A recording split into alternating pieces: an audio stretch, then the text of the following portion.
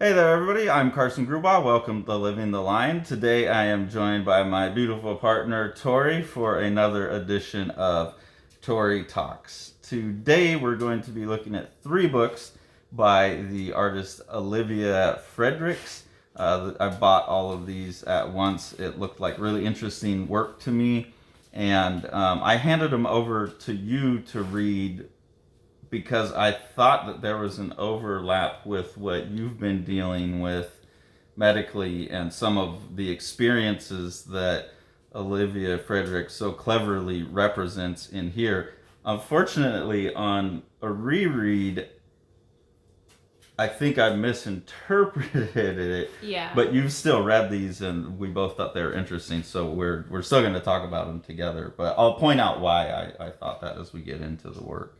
Yeah, I think when I started, like you had told me that, and that's why you had recommended I read them, and when I read them afterwards, I was like, I'm not really sure that's what's going on, but like there are a couple things that I can see why, and like they do still work for that, but as a whole, like, no, they're not representative of having dysautonomia. Yeah, but I still think there's something.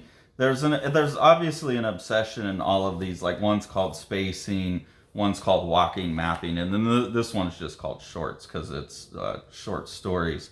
But a lot of the stories really deal with grids and space, and so there's something about the work still that suggests to me somebody who is physically uncomfortable in the world and is very aware of being moving around in the world for whatever reason.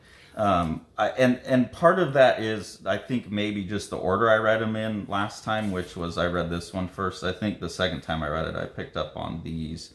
But it shows up like even in this first one where it's just a story about someone having a phone that's too small to handle, and it gives a very tangible sense of like difficulty using the world. Yeah. Well, I think like it definitely. I think she probably deals with like anxiety. I think, and she has an eczema or something like that as well, obviously. So yeah, it's someone who's dealing with being uncomfortable existing. Obviously, I just think not in the exact way as I do with. So I think that's why. Yeah, I agree that there's some overlap, but like I don't think that she has dysautonomia, which is what you suspect. No, but I still think that what's compelling about these comics is that she's able to make me feel a bunch of different discomforts. Yeah. And whether I know exactly what she's dealing with, it seems very obvious to me that this is someone who is very powerful at representing discomfort visually, and I find that super compelling. Yeah, she is really good at like externalizing or visualizing an internal state. Yeah.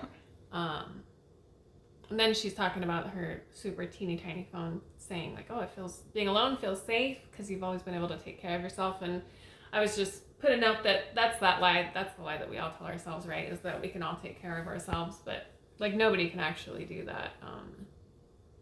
It's just not possible. Like eventually you can't get yourself off the floor. Yeah, like eventually we all need someone. And I think as a society we've become well, especially as, I mean, American culture has always been hyper independent, but that's just becoming like more and more and more of a thing, I think. Yeah. It's just like don't need anyone else. Like work on yourself first, don't need anyone else. And it's like, well, yeah, but also like having supportive healthy relationships is essential to being well, and I was very much that person. And I was like trying to be that because I thought that's what I should be, but sucking at it because it's not how I am as a person, and I just don't think it's how we're supposed to be at large as a species. Like we're social creatures. Yeah, and it was a natural predilection for me that got pushed into a spot of being unhealthy because the society encouraged it. Yeah. Yeah. So, anyways, I just I just thought that was funny. It's well, and I think that's where I kind of got some of that, and then obviously this one here being the first two things that I read and seeing the word flare, which is, we talk about a lot, you're in a flare. So Yeah. that's where I first got this sense that, oh, this is someone dealing with discomfort in the world, at least. And I really, just from a production standpoint, it's cool to see this little risograph having these little, like, changing color for the flames, and seeing the little overprints and stuff is really fun always. Oh, and then she's trying to remember what she was doing, and getting distracted by, like I said, here she obviously has eczema, which causes like the burning and the itching. Yeah. She's getting distracted, and I was just saying, yeah, it's so freaking hard to concentrate through constant awful sensory input. Like, it makes it so hard to do anything. Yeah, and so that's like what set my slight misunderstanding. But now I'm understanding better that really that bodily discomfort that's often represented has it led to, I think, a really fascinating interest in space and how space is dealt with and represented, and just like how a person moves through the world. So like this is and this shows up in one of the other ones as well, this idea of experiencing the world through Google Maps. So that's another reason that I thought this was maybe about living with disability, is it could be a way to travel if traveling's hard, or if you've got, it could be anxiety where you don't want to leave the house, or you got allergies where you're going out and it's itchy. Like, it wasn't a specific thing. It was just the idea that this is someone who feels trapped a little bit or has difficulty. And I really like this one where you have the character just like exploring on Google Street View while she's in the bus. So she's maybe dealing with her anxiety about the route by watching it virtually while she's there physically. Which is totally something I would do, like when I'm on a plane or something. Like that little graphic of the plane flying across the country is irresistible to me, because I want to know.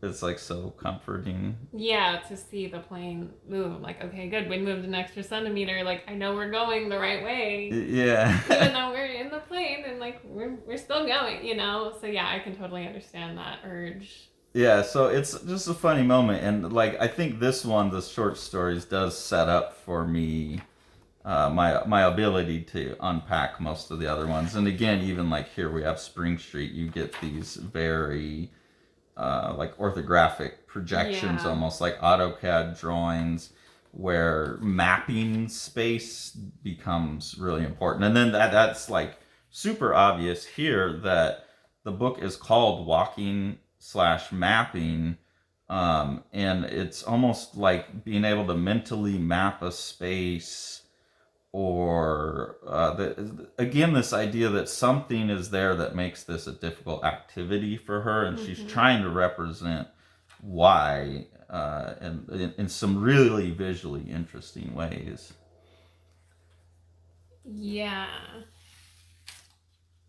I think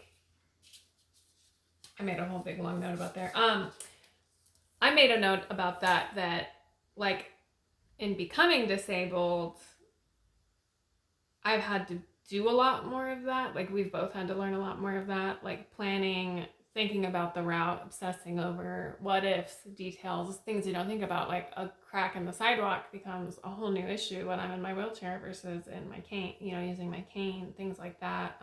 Yeah, like we're going to a concert tomorrow night, and we've been to that venue before. We know we get good accessible seats, but like you still never know how other people are going to behave, and we're not as mobile as we used to be to get around someone who just jumps in your way. Yeah, so it's just like that. I'm constantly building these mental maps and planning and worrying and like trying to build these dioramas in my head to like get out ahead of any possible thing or obstacle that might happen. And so, I think this is someone who in a different way is doing the same thing with like a different motivation. Yeah. And like this then is a really interesting visual, and part of like some of the effects that she pulls off are reinforced over time as well. Like, we've got the look of the grid in this book established very clearly, and it's used in a number of different ways. Like here, it's being used to show a route. Like, I'm going to go around and it's contain this, but then it also allows for like this cross section. And then she's saying like, this is like, if I do the cross section and take this image out into these slices, but then show them from different places around how I construct that view. There's a lot of really interesting visual things going on.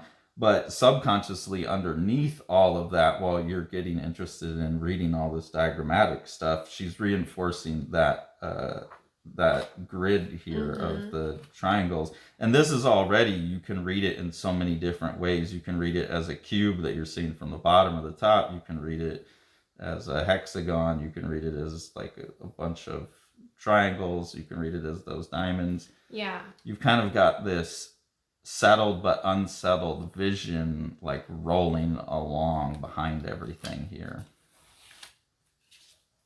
Oh, I just put a note. She said, "Why am I afraid of standing in one place for too long?" I think she's asking that in a more poetic way. I just put, well, blood pooling, bitch, because if anyone has dysautonomia, they know that when your blood starts pooling into your feet, and that happens the worst when you're just stuck standing still somewhere, you're gonna faint in probably the next 60 seconds. So yeah, like on rereading this, I definitely think it's more of like an anxiety thing. Like, yeah, why am I afraid? I popped out of my apartment in New York or wherever. It looks like a big city environment, having to get on trains and subways and losing sense of direction and just being overwhelmed by being outside, basically. And in this part of the book, you start to get the impact of the game that she's been playing with this grid.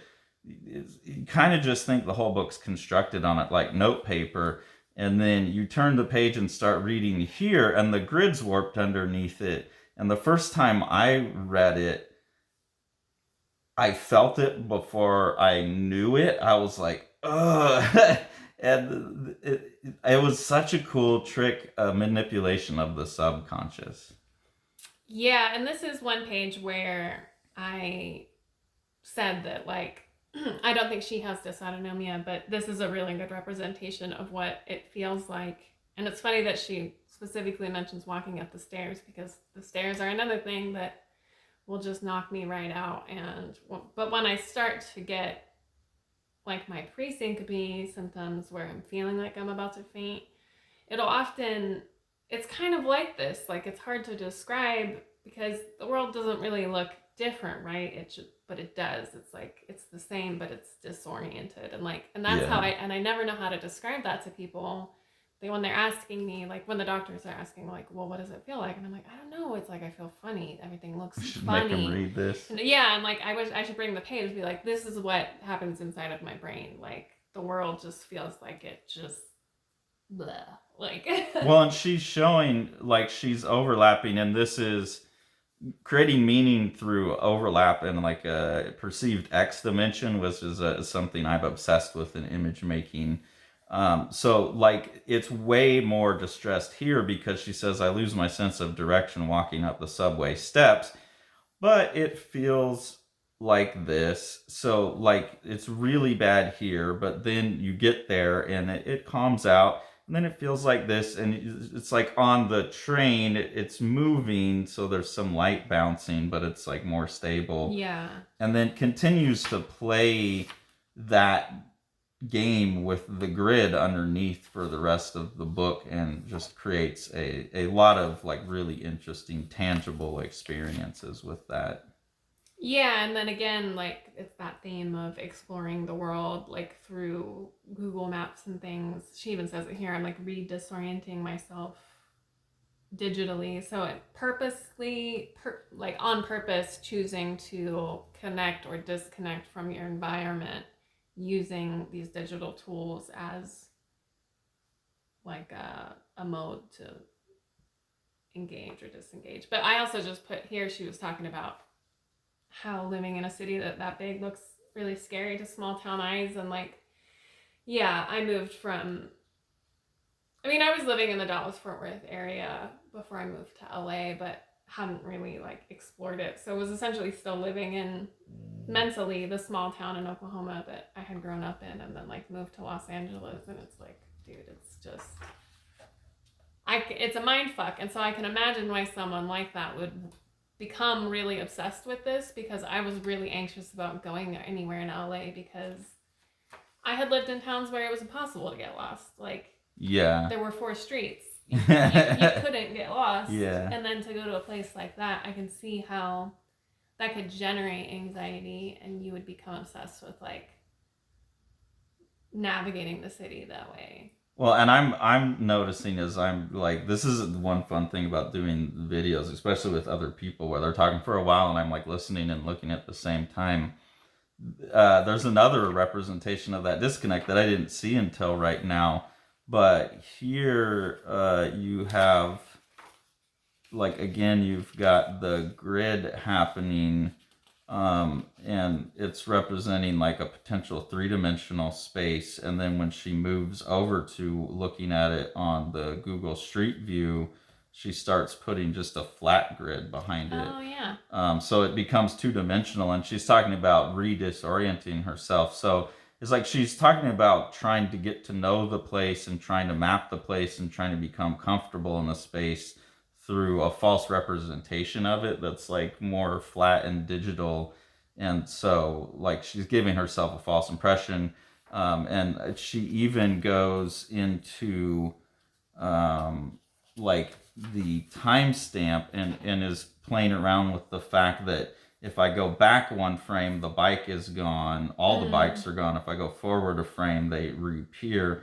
So understanding that the street that she's going to exit and get onto is a fluid 4-dimensional system, and this is just a locked in flat. But I hadn't noticed until we're sitting here talking about it that she flipped over to the flat grid. That's interesting. Yeah, I hadn't noticed that either, actually, until you pointed out, but you're right. And she's also obsessed with like the idea of layers, which is something that is really part of like Google Maps, right? It's like satellite view, street view, blah, blah, blah. But then, you know, she's talking about walking around corners or walking through these places is like moving between layers of an environment, and the way that she had broken down that one image into 4 different layers. But that's like a metaphor that doesn't make sense to anyone except a heavy computer user. Yeah. And actually, there's a art theorist, I think the name's Lev Grossman, that wrote an entire book about what digital art added to the vocabulary of art. And his entire thesis is that until digital art, line, shape, color, all that, but layering wasn't thought of as an element of art, and now it should be. I feel like I know that name. I think I got the name right. I think it's Lev Grossman. I could get that wrong off the top of my head. But yeah, I think that's kind of embedded in what she's talking about, is like, or at least it's like, it's part of who she is to the extent that maybe she doesn't even know it, but it is the dominant like metaphor in what she's talking about, and the method of working, like the visual method of working that's why I said there's a lot of like x-axis meaning created. Yeah. And then I really like this as well, because this is a representation of that interior mental map that exists in your head when you're not there, but also, which is really all that you see when you're walking, like your brain's just filling in the rest, or these are the things that you no longer really have to attend to because they've been there so long.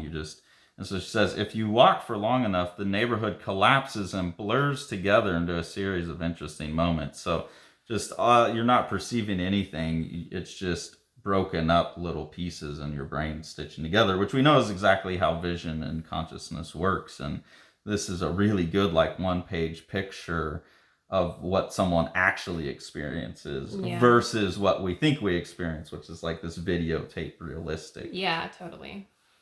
And then we've got spacing, where again we're playing with this idea of space, obviously, layers, grids, all of those ideas. Oh, yeah.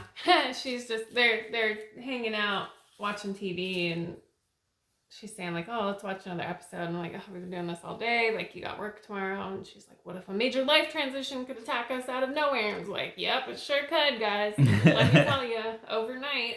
Yeah, things can change dramatically.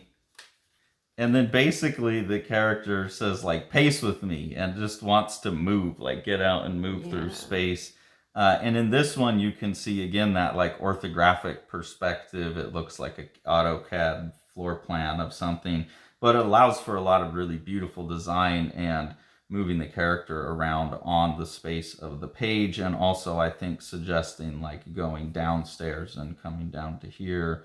So I think there's some suggestion of like depth between the images as well. Yeah, it's like a fun flattening of a house and like spreading it out. So you don't really, like, I couldn't quite tell you how I would walk through the home, but I'm still getting a sense of exploring it. Of where everything's at. Yeah. Yeah. And that's why I said this is like AutoCAD. This is how they draw. It's not really in perspective. It's all on like 45s and 90s, but it makes sense as a space. And I like this too, that she's like saying, you know, come check out my new room with me. And she's just got like her vibrator and her Pocky and her like weed and candy and stuff like that out on the bed, and saying like, I'm not gonna hide, like don't pay any attention to the artifacts of my hedonism, but like, why should I feel ashamed of these things? Like most chicks wouldn't, people would be like, you shouldn't roll your vibrator on the bed. And it's like, well, yeah, like why should you be? Everybody masturbates. Why should we be embarrassed about it? Like, I'm not saying you should just leave it out when your grandma comes over. But like, also, like, yeah, that's okay. That's just like a simple joy, and like, yeah, people will try to make you feel ashamed for those things.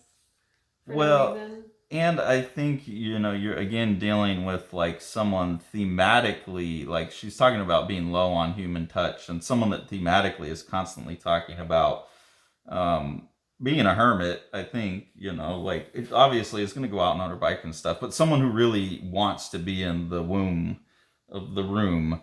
And it, like, even here it says, give me comfort, give me edge, and has that typical grid. And so that's this like system underlying that keeps everything safe.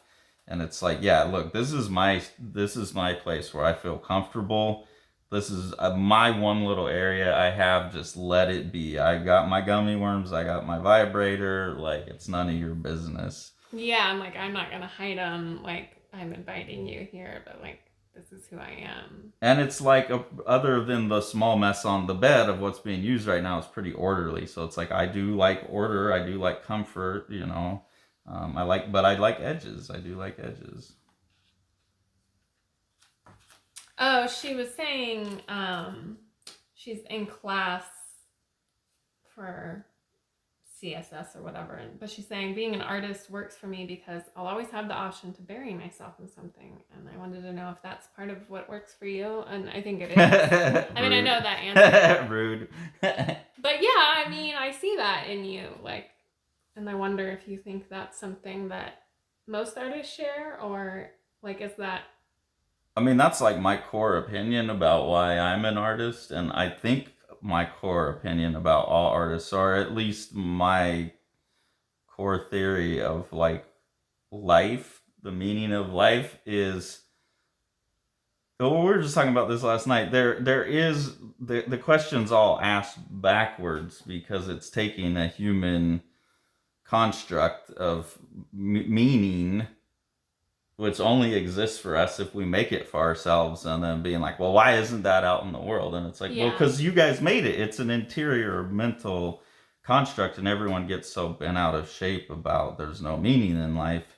You can flip that and like still have a nihilistic worldview that says life is meaningless and absurd, but instead of see it as negative, see it as a positive, where, okay, then like I get to be in control of that. Like, I obviously want meaning. We all want meaning, but it's cool. I got something to do now. Like, life sucks. Life is hard. Like, I have a pretty great life. We have a pretty great life. We deal with some shitty stuff.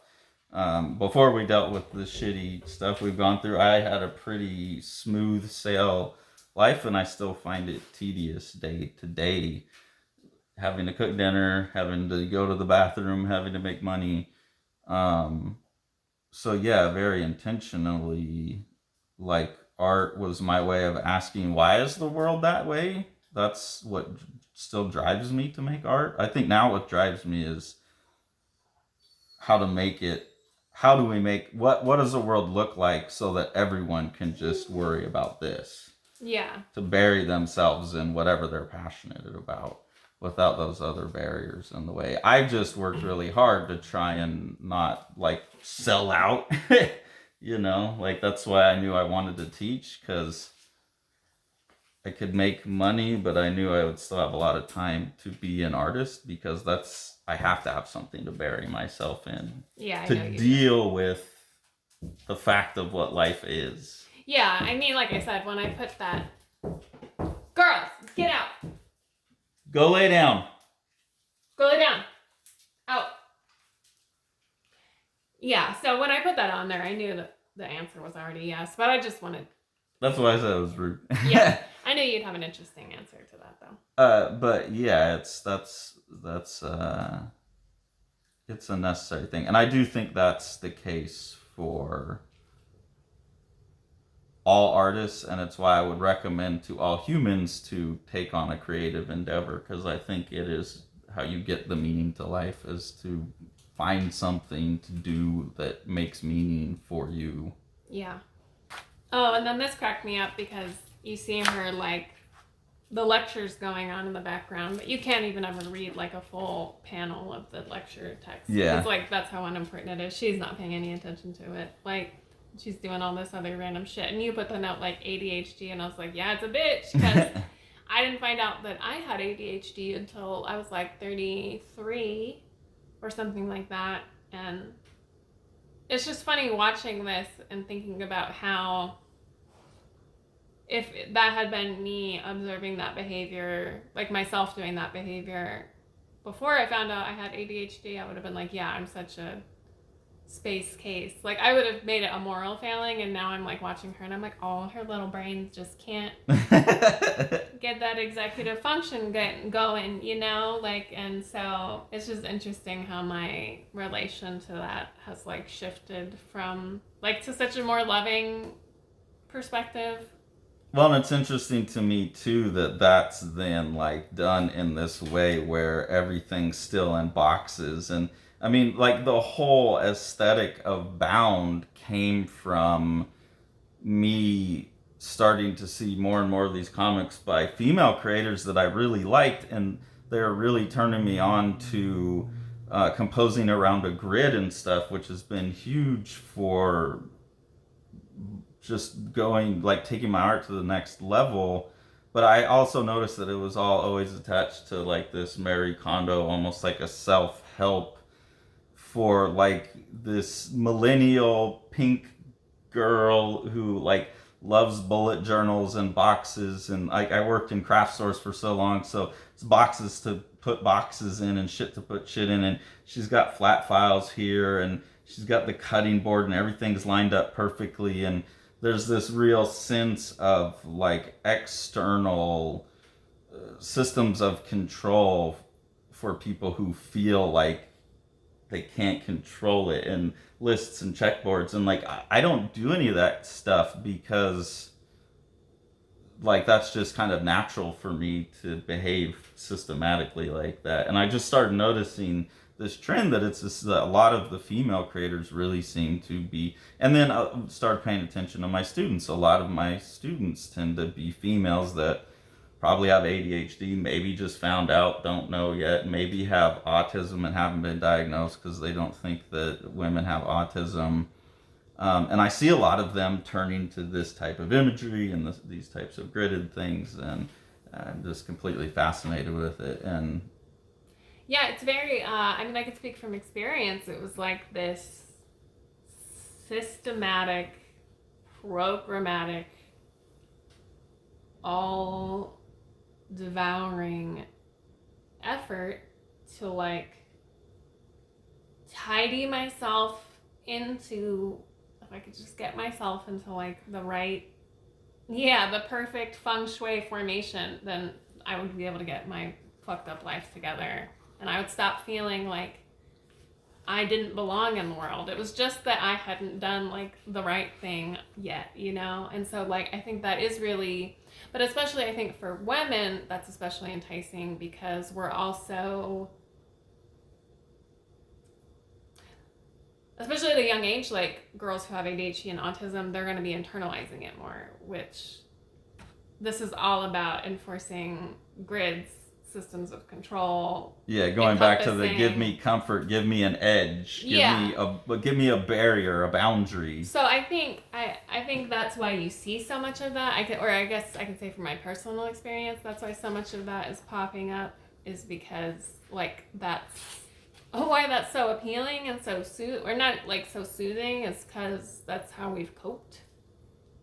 Yeah, and we've built a culture around it too, of like the IKEA, totally. modular, Marie Kondo, organized, and some of it is like, oh, make your life better, like Zen, feng shui your life up. But a lot of it is also just like, let us sell you some really stripped down shit so we can pack you into a smaller space. Yeah.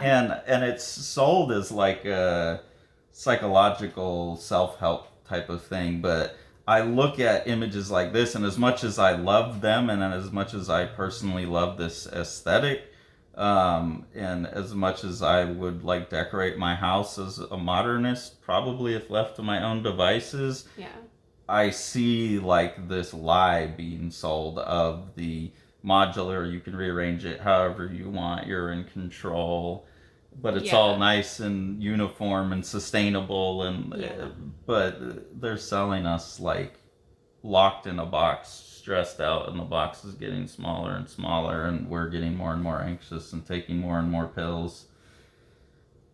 Yeah, well. And so we're more stressed, so then they can sell us more systems. Boxes. Yeah, I don't know. I mean, like I said, I'm kind of dealing with that a little bit right now. Like, I've historically been someone who has enjoyed reading like self-help books and things like that, but I'm finding that I'm like pushing back on it now, because I'm just getting to a point where I'm like, it doesn't feel, not only does it no longer feel helpful, but it feels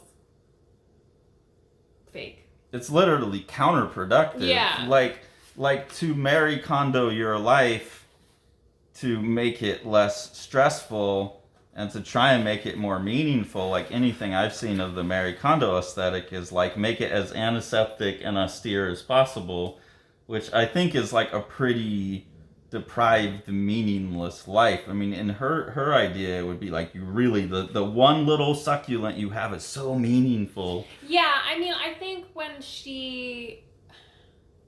obviously she herself has abandoned it and realized that it's a flawed philosophy. It doesn't work. But I think what she meant with that was not sterilized, but only like if your house was still full of shit, but every single one of those things actually really meant something to you, and like you were a maximalist, but those were things that actually made you happy, then that's fine. Yeah. But it's just that she didn't believe that was the case. Then she had children and she realized that like life is chaos, life is not sterile, life is not in boxes, the world is just, it's not. And I'm really like having to let go of that too. I mean, I'm still a really organized person, but yeah, I mean, me too. Like my art, I've always said it was like came from the self-realization that I was a control freak. I had issues with control, and then I wanted to learn how to, I just looked at that from every angle. How do I take control? How do I give up control? How do I... Wow. Yeah, I don't know. I mean, that's another thing. I didn't realize I was a control freak until like 2 months ago. And then I was like, oh shit, I am. Oh my God. So it's like, you just, it's all about control. But they were interesting. Like I said, your initial assumption that she also had dysautonomia, she totally doesn't. And she might, but this isn't about that. But there were some cool ways that she's, like you said, using grids, boxes, these visual tricks to represent internal experiences that felt of strong familiar. Discomfort. Yeah. And like really, obviously, given the conversation we have, tapped into just some like really deep territory in some pretty small amount of space in terms of like size of the books. Just by being so visually clever. So And something else that when I see an artist like this, and I can very clearly get a sense of what the thing that they orbit around is, like this sense of how someone exists in the world, Yeah. and mapping and spacing, and has inventive ways of talking about it over a series of projects. Makes me very excited to see anything else by this artist.